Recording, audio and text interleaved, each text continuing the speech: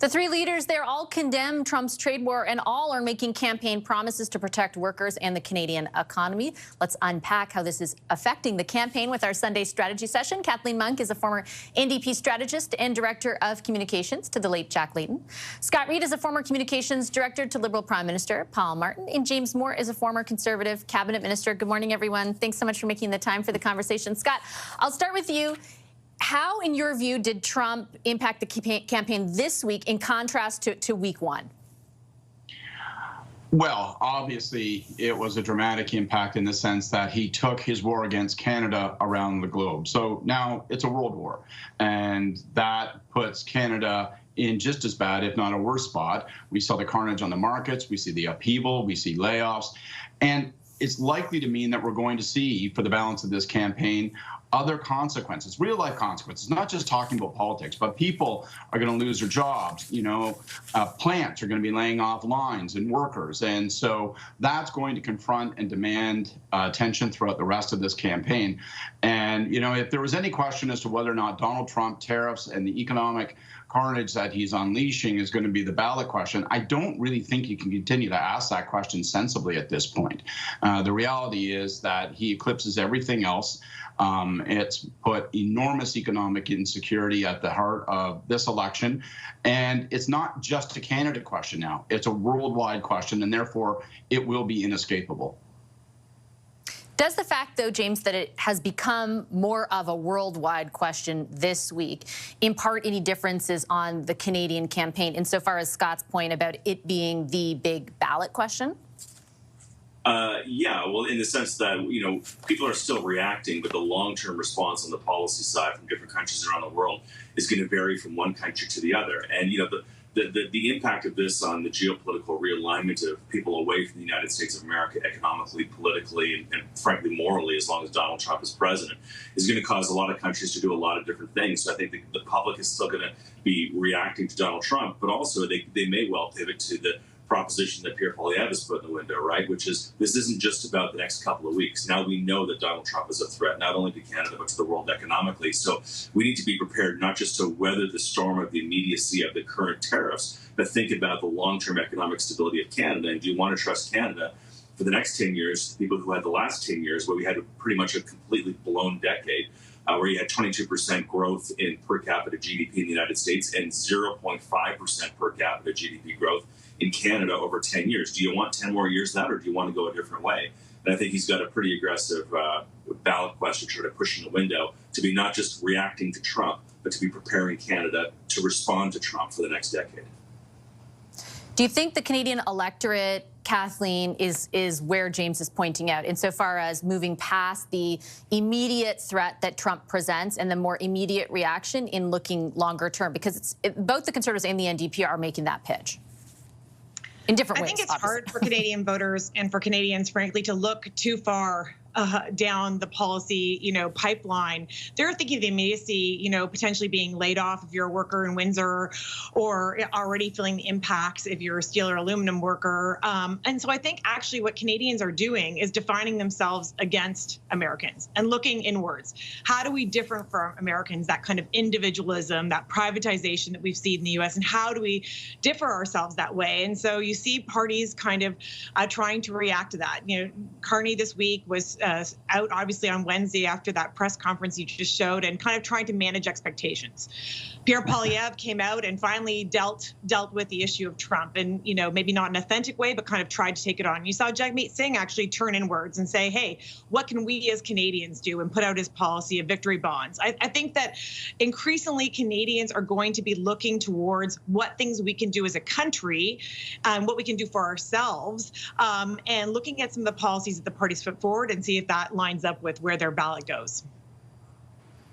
I think that at the heart of what we're all talking about, Scott, is sort of the public opinion polling thesis we came into the campaign with, which is if the focus is Trump, whether it be in the immediate or more long-term,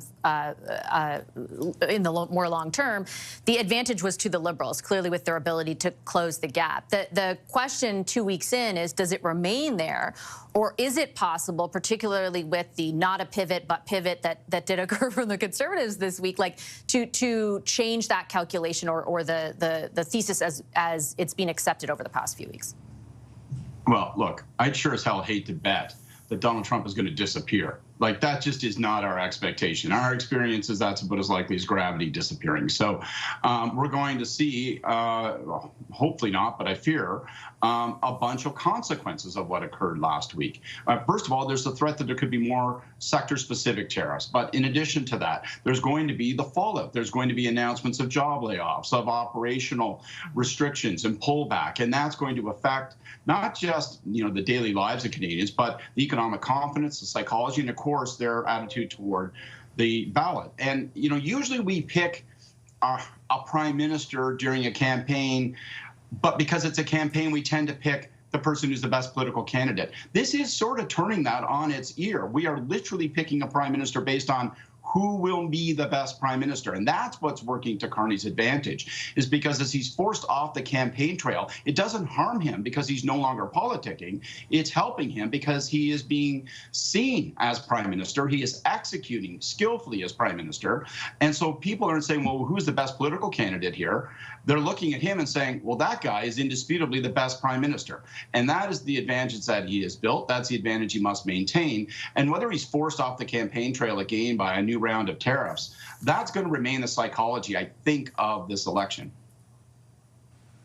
Do you think that's true, James? And what kind of a challenge does that present for leaders of political parties who obviously don't have the ability to hold office in this moment?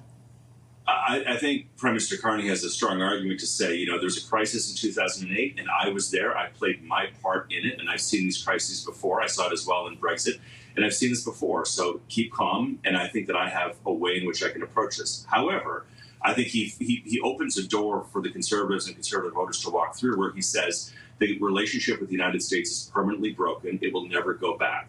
So we need to rethink Canada. Well, that now, again, as I said earlier, that opens the door for the Conservatives to put forward the proposition that if we're gonna have a new approach to Canada's relationship with the world beyond the United States, then do you really want to do that with a party that blew the last 10 years of governance and economic fiscal mismanagement of the country? So I think there is an opportunity for Pierre Poilievre to step through that. However, we've got 3 weeks left in the campaign. We've got a couple of leaders' debates. I think the independent and undecided voters are disappearing very quickly. And if they're forced to make a decision right now within the immediate context of Donald Trump being obsessed with being in the news and being at the top of mind, then that may advantage Carney. But again, Mark Carney is maybe showing a little bit of political experience by saying that this is a permanent thing. We need to pivot and move forward. And the Canadians say, well, if we're going to pivot and move forward, I'd like to pivot away from the last 10 years because it hasn't been great.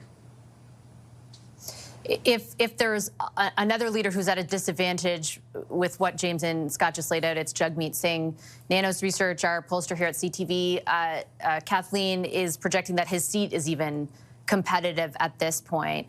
What do they have to do over the coming weeks to try and I know the constant argument they're putting forward, we've been low at the beginning before, but this is a unique election, as all three of you have spelled out, right?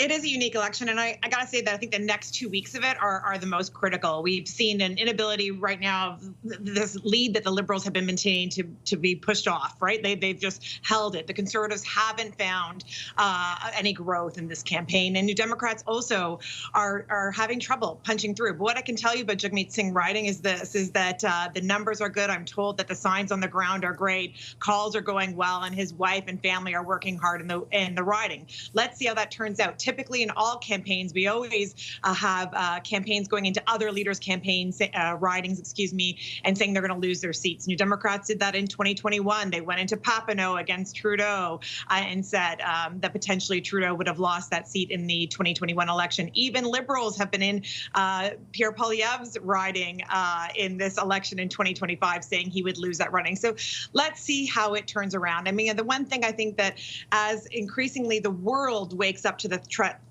of Trump. And we saw protests in the U.S. of millions of people across the nation protesting against Trump, that people are waking up to the fear and looking again, I'm going to say, to that differentiation of what differentiates us from America. And one of those major things is, of course, our healthcare system. And 25 MPs in the last election did the first expansion of our healthcare system in decades. And if you want to see more of that, a strengthened healthcare system in Canada, you got to vote for New Democrats. Okay, we'll leave it on that pitch. Thanks, yeah, there you go. Valiant effort. Thanks, everybody. Appreciate your time this morning.